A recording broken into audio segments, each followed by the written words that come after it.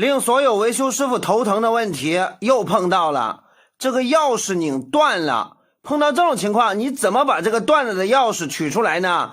你拿手抠根本就抠不住它，它留的太短了。这个位置怎么办？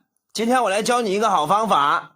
每个人家里面都有这种写字用的笔，我们找一个这种圆珠笔，1秒钟把这个断了的钥匙给它取出来。方法特别简单呐。怎么用这个圆珠笔取这个断钥匙呢？特别有意思，也特别简单。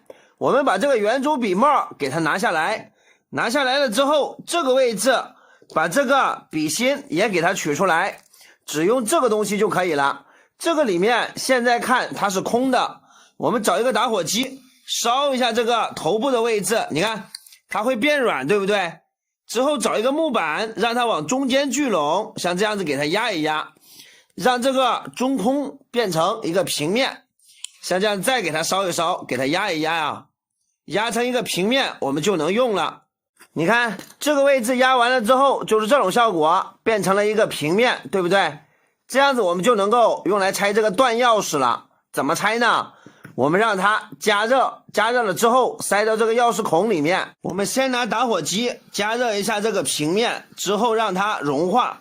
融化这个塑料它的粘性是非常强的，之后把它趁热塞到这个钥匙锁孔里面，像这样子按住它不要动，等它冷却了之后拔出来，就能把这个断钥匙顺便带出来了。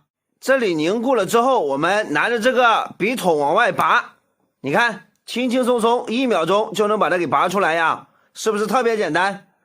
这个方法非常实用，分享给你啊。